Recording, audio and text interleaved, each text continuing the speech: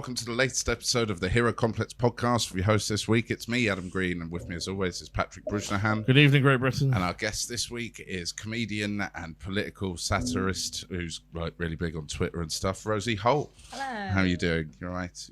Welcome. Thanks for coming on. Thanks for having me on. Big guest. Big guest. Welcome to the Hero Complex podcast, season 2. We're back after summer break, baby. And we're better than ever. I'm your host, Patrick Brusnahan.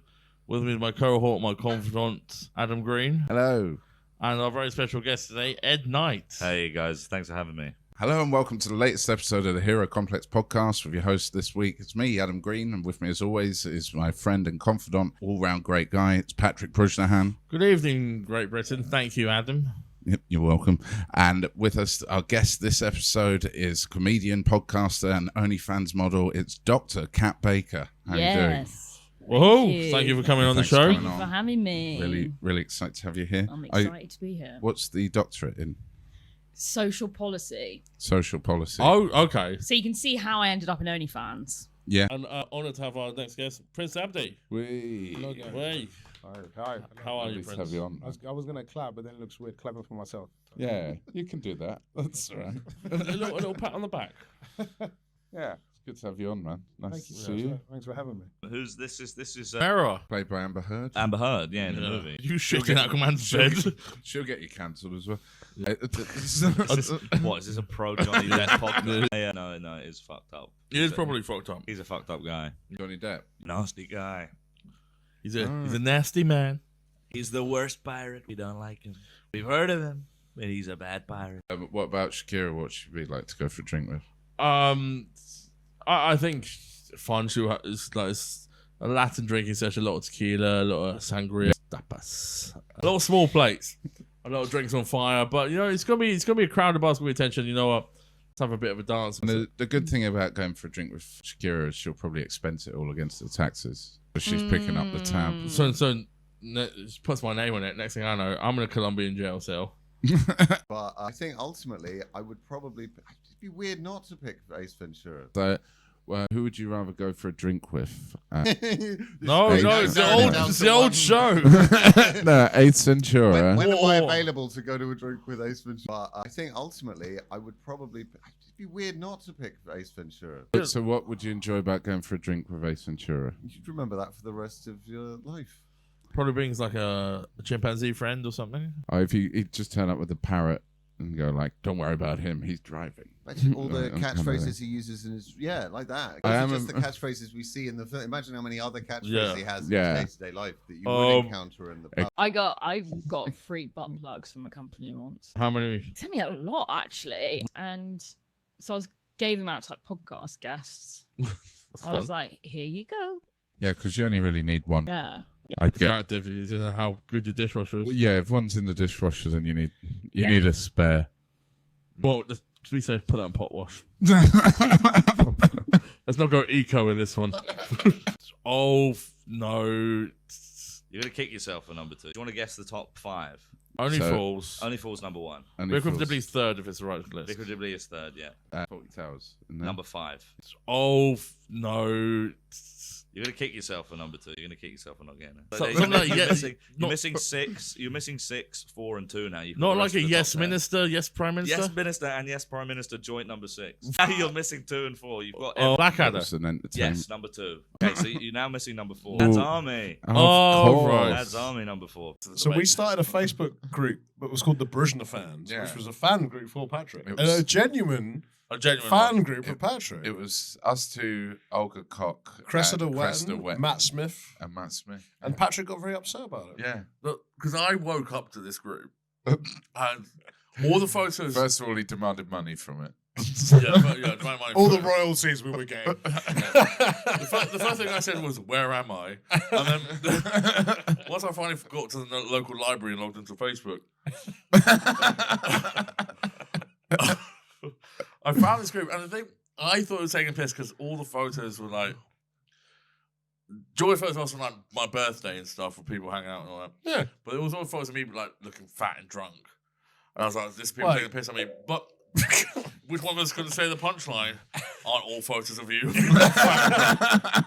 To be honest, I hate the new cat because I love Bobby. He's like my best friend. And then there's just this gnarly, sort of aggy, angry, very strong cat suddenly in our house. She's a street cat, yeah. And then she has the worst, she's the worst smelling cat I've ever smelt in my life. And then we got this tiny little new cat and she stinks. Just the whole house smells like cat shit. Probably would have left. The whole shot off the blue into the pack. It was invented by Stephen Hendry. Yeah, because everyone. He stopped. He won. Sorry to interrupt. Yeah, I do feel bad about it. He won playing, a brand of snooker that hadn't been played before. And if O'Sullivan is better than Hendry, and I think there's debate to be had around Ronnie O'Sullivan. If Ronald O'Sullivan is better, it's because he's standing on the shoulders of the giant. Hendry. He changed the law of the 147. It wasn't about that anymore. It was about winning. Keep all your 147s. I've just knocked you out the final again. And how did they receive you? Did they speak? Very, very well. I mean, a lot of them speak English. I thought it'd be an expat audience. But there was locals. The locals. Yeah, some in Romania. They were all locals. Yeah. There was no English people there. And they all spoke really well. And they were just up for it, yeah. And then I did it, and they got it, and I was like, okay. It's it's a good crowd. You're talking about like the London Underground or something. Yeah, like, maybe they won't understand this. And then after you come off stage, people like talked to them. They were very friendly, and I remember this guy was like, "Yes, I love London. I lived in London." And I was like, "Where in London did you live?" And he goes, "Guildford." Oh, great. Yeah, I suppose if you were like an estate agent, like trying to sell Romania, trying to sell Guildford to a Romanian, like. Yeah, it's right next to it. Like, just getting paranoid. Do they have toasters over there? Well, what's the furthest you've ever travelled for a gig? Probably Australia. Australia. Wow. Was that for one of the festivals? That was far, yeah. Yeah. Very far. Did you do the festivals down there? Yeah, I was there for like 3 months. Oh, really? Yeah, I did like Perth, then Adelaide, then Melbourne. And then I did a little holiday like towards the end. I remember the first gig I ever got paid was in Oxford, and I got there and I was headlining, which was kind of a big thing for me at the time. Yeah. And it was 20 quid, and there were it's pretty good. Pretty good. I'd take that now. Yeah. Maybe not in Oxford. Well, there were 18 acts on and then me. Wow. Crazy, right? That's so many acts. And by the time I went on, there was genuinely one lad left in the audience. Oh. And halfway through my 10-minute headliner set that I was really proud of, he stood up and was like, "I'm really sorry, but if I don't leave now, I won't make my train." I was like, "Lad, fine, I understand." And then just from the back of the room, the promoter went, "You can carry on if you want." And I was like, "I'm probably not going to." To no one, and then he paid me half. What? But I only did 5 minutes. No. Yeah. And then I sprinted to the train station, sat down, text my wife, being like, "Wow, that was crazy." Someone tapped me on the shoulder. It was the lad from the gig and went, "How did the rest of it go?" Did you do the other half to it? I mean, he wasn't a very emotional manager. He would hug his players, but he would also bully referees into having a cocaine habit and then getting the into habit was already had. That was not because of Jurgen Klopp. It wasn't not because of him. I don't think it helped. Yeah. Well, no, I would say that man already had his issues.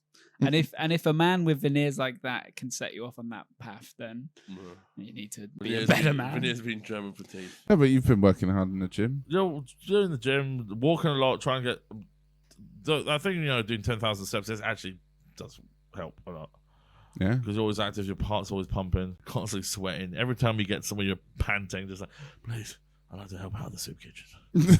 No, you seem tired. Mental health benefits from the extra exercise as well? Worse. No, it's worse, much worse. Yeah. I wish I was in bed every single moment of every day, doing nothing. Well, maybe that's your ideal state, You should listen to your gut. Just get into bed. But my gut always says, "Well, I'm hungry." More shit foods. I had to fry up before I go. We should have done it 4 in the afternoon, so I don't know. But yeah, you're looking good. Thanks, man. You too. Thanks, mate. Cheers. You know what? That is a good colour on you. Thanks. For listeners only, I'm wearing burgundy. Your burgundy maroon. Yeah. Which would clash with the fez. So Which would, well. yeah. It would clash, yeah. If you were wearing a fez and that shirt, but mon dieu. Yeah. Like, me more. Yeah, too much. Anyway, so Ed, you're a hero this episode. There's been a lot of people who've been like painted as bad who've become good then like retrospectively, you know, like Catwoman, George W. Bush. What's the Catwoman lore? I love that. Well, she's just like a bit naughty, isn't she? But that's the question. What do you mean by naughty? Because naughty could be sexy. Is she? No, she steals stuff. But like she's a benefit so thief. she's bad just people. She's a kleptomaniac. Yeah. No, yeah, she signs on for 4 kids when she's only got 2. That's a good hustle, mate. Yeah. Is it any better or worse than Bitcoin? Yeah. I failed one of my driving tests because I did it near where I grew up, where lots of people cycle. And I was approaching a red light, and there was a cyclist in front of me, so I didn't overtake them because it was red. And that failed me, even though we both stopped at the lights. And they were like, "Oh, it's undue hesitation." I was like, "What? I was meant to storm past this cyclist and then stop in front of them." Yeah, you're supposed to swerve in front of them halfway. Always. And then shout, "And what?" Yeah, you know what? I had my window closed, so that was the problem. I couldn't even shout at them. Yeah, well, that's, yeah. I did fail one driving test as well that. because I went to the wrong test centre, which I think is... I don't think that's failing a driving It's test. not That's failing. going to the wrong Also, one. in my defence, I didn't book it. My, at the time, driving instructor booked it, and I told him to book it at the one that I went to, and he booked it at the other one that was like way on the other side of town. So I don't really count that as a failure, but that's not a failure. It but was it a goes failure to the, in the sense that I didn't have a driving license at the end of that day. I just am fascinated with him because he's such a scary presence. Marco Pierre, why have you been thinking about? Why is he a hero to you? I think I'm drawn to people that are like. So he's a celebrity chef. He's youngest ever to get 3 Michelin stars. I just am fascinated with him because he's such a scary presence. And I always watch do you watch his little cooking videos with the Knorr stock? Yes. He's got all these cooking videos online that are all sponsored by Knorr. Oh, right, yeah. And it's amazing because you can see that he's sort of seething. Because obviously he's getting, he's probably paying for the 3rd divorce or the 8th, whatever it is. And sometimes he says, I always like to, and you can see he's not allowing himself to smile. You can see in the eyes he doesn't mean it. He's like, see, some people like to rub their steak with salt. I like to do it with the non-stop keeping. You think you don't, man. Yeah, and people are like, why is a Michelin star chef advertising stock? It was really snobbish. And there's like, I'm bringing my brilliance to the masses. I was like, okay, that's kind of a cuntier way to say things. But you never knew what you're going to get. Yeah. It could be terrible, it could be brilliant. You didn't know. They were live-wise, as it went on, he became more and more unpredictable. So, I mean, I've seen the worst gigs ever. From sort of like the mid-90s onwards, you never knew what you were going to get. You could have seen the drunkest man ever. Yeah. Falling around on the stage with this mess of a music behind him. Or you could see this amazing sort of tight band just playing brilliant songs. Yeah. But you always went, though. If you could afford to go, you went. And you went to see the Fall from onwards. We'll tell you that. You never knew what you're going to get. Yeah. It could be terrible, it could be brilliant. You didn't know. I once delivered pizzas for Pizza Hut. And then What's Pizza Hut? I delivered pizzas for Pizza Hut in Aberdeen. And then I didn't really know how to quit a job, so I told them I needed life surgery in London, so I couldn't deliver pizzas anymore. Life surgery. What did they say? They said, "What? Fine." Like it was obviously bullshit. And it was the only time I had to do an early shift, which is where you just set up all the pizza ingredients. So I wasn't even driving. So I was like, they won't need me. I handed it in. Yeah, I need. So I can't commit myself to Pizza Hut because I'm going to London for life surgery, like a big life surgery. How's the surgery, mate? But it's so silly because you could have just. I could have just quit. Yeah. That's one of the key reasons he is a hero of mine. Okay, so Ace Ventura is a pet detective. He used to work in the police force, and then he left that. It's unclear why, but maybe he saw something in the American police system. He knew too much, yeah. So he's a very ethical man. That's one of the key reasons he is a hero of mine. And then he set up his own project as a pet detective. And he's a lunatic, largely, or like pretending to be one, I suppose, in the sort of Columbo. Yeah, because he's a lunatic pretending to one, but then he's smarter than the entire police force when it comes to certain clues. Yeah, doing that, and then I started stand up in January. January this year. Yeah. So you've been doing comedy 7 months. Yeah. Wow. Right. Yeah, I've been doing comedy skits for a while longer, but yeah, just stand up. Oh, well, I was doing improv before stand up. No. Whoa. The real dark side. Yeah. Yeah. No. You can take an OnlyFans model home, but if you're taking home an improviser, That is get that disgusting. out of my house. Yeah. You're not marrying an improviser. Absolutely. Yeah. But no, it's yes and you fucking. I couldn't disappoint my parents anymore. Who did you do improv with? Or I was doing it in Bristol when I lived in Bristol. Right. And then I did something at the Free Association. Right. Yeah, okay. in London.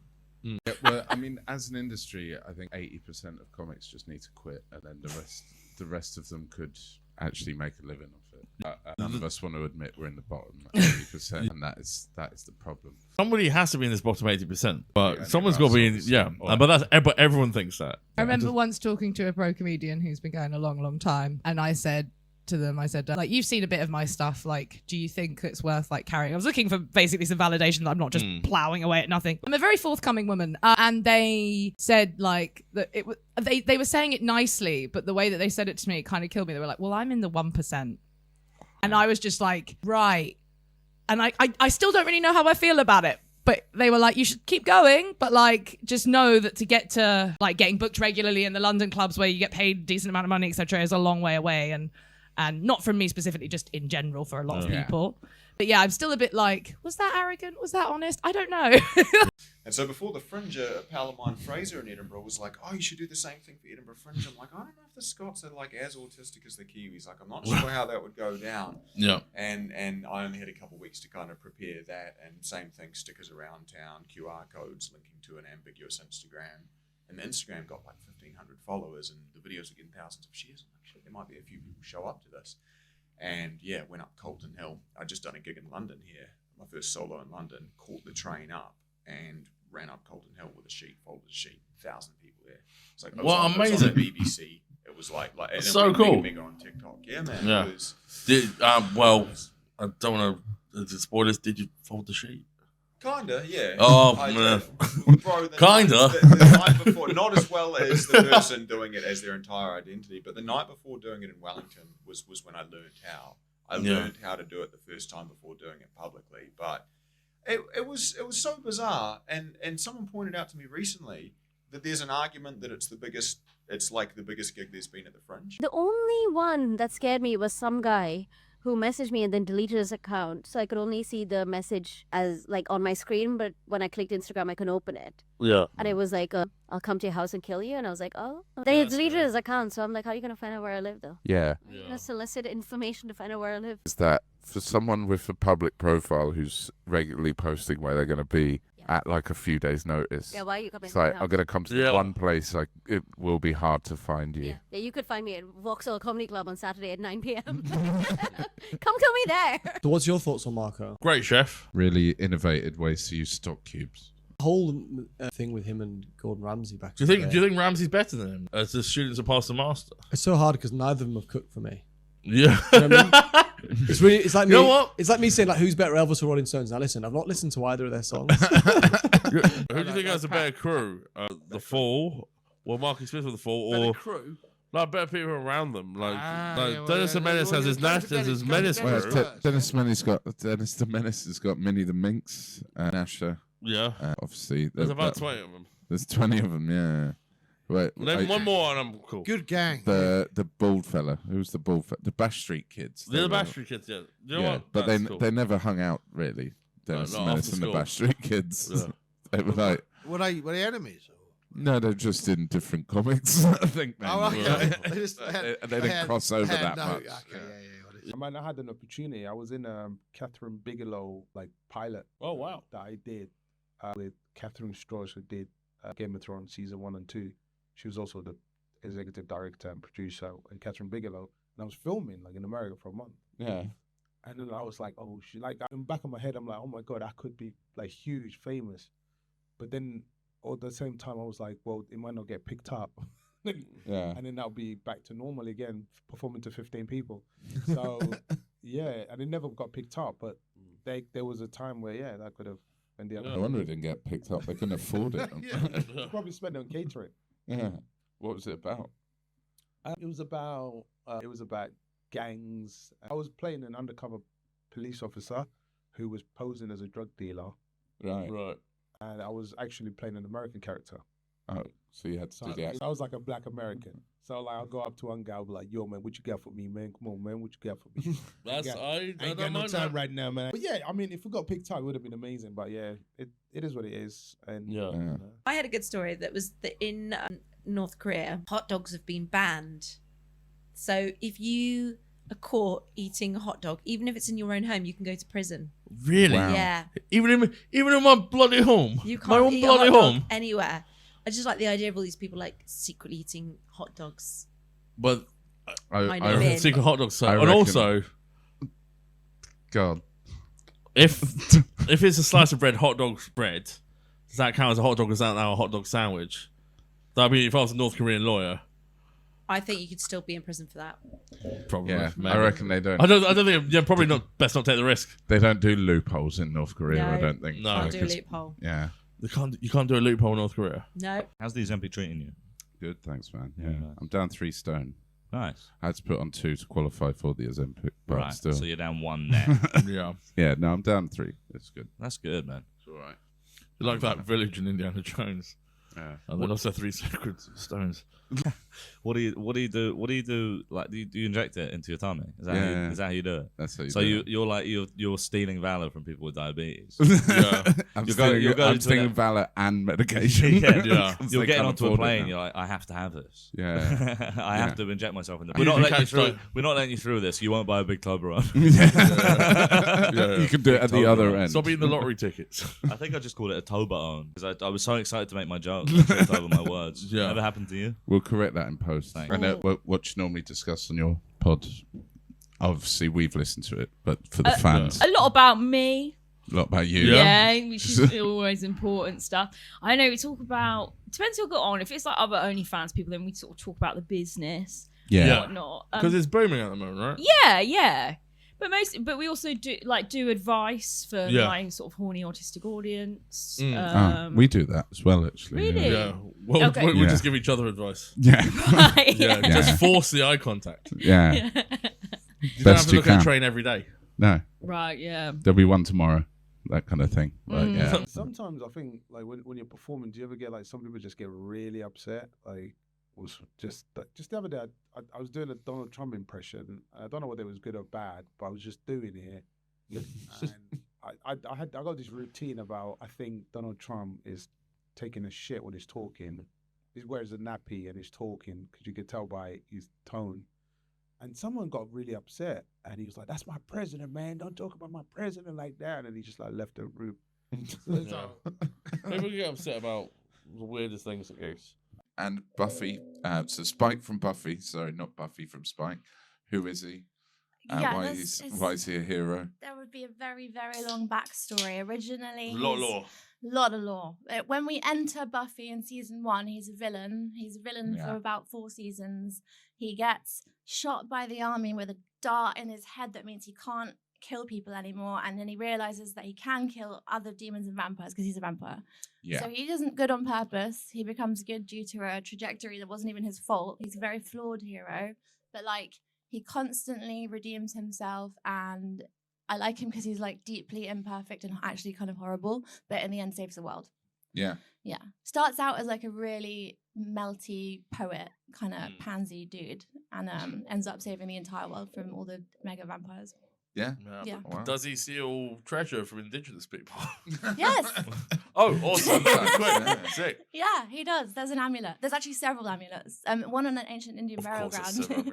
there's several My hero that I've chosen today is actually my dad's hero, my dad's role model, which is kind of why I've chosen him. Your dad's role model. My dad's role, and that's funny to me as well, that an adult man in his 60s has a role model who's a big toothy German football manager. Who's younger than him. Who's as younger well. than him. Yeah, he loves What was he doing up until they invented your hero? Until they invented the Gegenpress. Was he just? Well, that's the thing. He wasn't. 'Cause He had no role model. I don't know.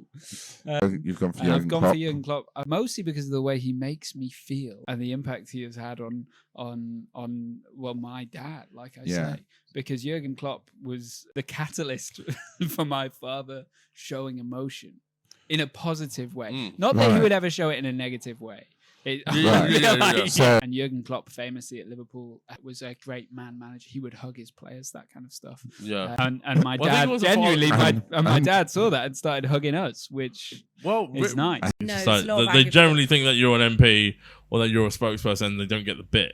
Yeah, I had 3 MPs calling for my resignation. That was quite great. Actually, that's incredible. Yeah. And that's so. Just for people who might not know you, you basically would go on Twitter or X, whatever it's called now, and like pretend to be an MP answering questions on the news. So I suppose practically, Kong did a lot of physical work defending. Yeah. Yes. And whereas compared with Jane Goodall, who didn't fight any attack helicopters. But did a lot of intellectual work. She did a lot of intellectual work and a lot of work Yeah. setting up and political work and negotiations and getting things done at the UN and the EU. Stuff and that places works, like stuff that happens. Stuff that unfortunately you have to do to get things done. Yeah, it goes to show that the pen is mightier than big gorilla hand. But what So- about a big gorilla hand holding a Yeah. pen? Imagine it's that gonna pen. be a big pen as well. Huge novel. Yeah, That'll- that pen's bigger than my sword. 500 pages, Yeah. but it's only one sentence. Yeah, that'll go straight through a little. I tried competing in the Olympics, but my sword was too big. Which is illegal in fencing. Yeah, has anyone tried that in fencing? Just Well, turn up just with a bigger sword. Bigger sword. big Like a big massive- That was that sword. guy who turned up with a sword where he had just a button inside so he could be like, I'll have a point. Yeah. That was... The first time I met Dave Chappelle, he was skateboarding by himself. Right. In, Trafalgar Square area. Like Yeah. Trafalgar Square, then I saw him like in, the Piccadilly Circus bit. Yeah. He was just skateboarding. And I was walking, I was like, no. You know when you just go... I can't be Dave Chappelle skateboarding in Piccadilly Circus. Then I was like, then I walked over, I was like, Dave Chappelle, and he stopped and he went, that's right. That's exactly what he said. He goes, that's right. And I was like, what are you doing here? I'm Tony And Hawk, he goes, I'm just skateboarding. And I was like, oh, okay. And he goes, yo, you know what the comedy store is? I was like, yeah, it's just there. Not Call us that we now. can go on those sites anymore because the UK has become Nazi Germany.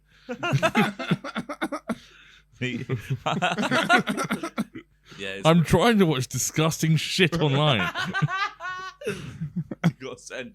Yeah, you got to send the government a picture of your face. Yeah, exactly. And it's like, oh, well, Yeah. fine, I'll put a shirt on. Fucking take a selfie. Yeah. Yeah. It's the government Yeah. saying, send me a topless pic. You're like, Yeah. Is this guy flirting Yeah, with please me? choose your password. Me. Need a stronger password. Me after I've seen this. I'll be much harder, stronger, better, wiser. You go, no, Desiree? That won't kill you. Yeah. What doesn't kill you makes you harder. Tell you what, you're a daft punk if you're sending the government a picture of your face to watch Exactly. porn. Send a picture of my ass because they're not old enough. My Would that joyous, bountiful ass. Would that work? If you draw a face in it. Just get two of these eyes, stick them on your ass. Yeah, and then boom. Yeah. Just look like you're Keir really Starmer's surprised. You know the one we refused to 147 because the money wasn't enough? Well, I mean, great. Yeah, I mean, that's come on, amazing. I mean, you kind of have to like it, but also The other I love one- it the other when one is he he- plays he- VR snooker and keeps falling over because he thinks the table's there. The one I like, he potted a red and a black, and then one red and one black, and then asked the referee how much for a 147. So like he'd already worked Yeah, out. Yeah. And then I think they came back and said it was like $5,000, and he said something like, "Oh yes, yeah, not worth my time." Which is amazing. I mean, how's that not a flex? Like, I It's could, a flex. Of I course. could do this incredible thing that only a handful of people have ever done. Yeah. He gave me the Sydney Sweeney soap bar. Oh yeah. You know Ooh. that. So Sydney Sweeney did a Dr. Squatch advert. Yeah. And then she was in a bath in the advert. Yeah. And they turned the bath water into a limited edition bar, and they Oh, sell really? for like £1,000. Oh shit. And he gave me one of the soap bars. You got one of them? And I don't. What do you do with it? Sniff Wash it. yourself. I guess. Put out a. Do you put out a? Can you? I feel like I'm just going to put it on eBay. Logical thing to do. You just dog's insatiable. Take that out of Just- context. Just concentrate how much he's Yeah. bringing to the thing. All right, don't look at the drawbacks. So it's time for the final verdict. Is Ace Ventura a hero or not? Thumbs up or down? 3, 2, 1. Yeah. That's 3 thumbs Three up. thumbs up. Great Sweet. hero. I think everybody knows of David Attenborough's incredible work. However, personal story for me. Up until the age of like 3 or 4, I was clinically deaf, right? Okay. So I had to have some like operations on my ears and stuff.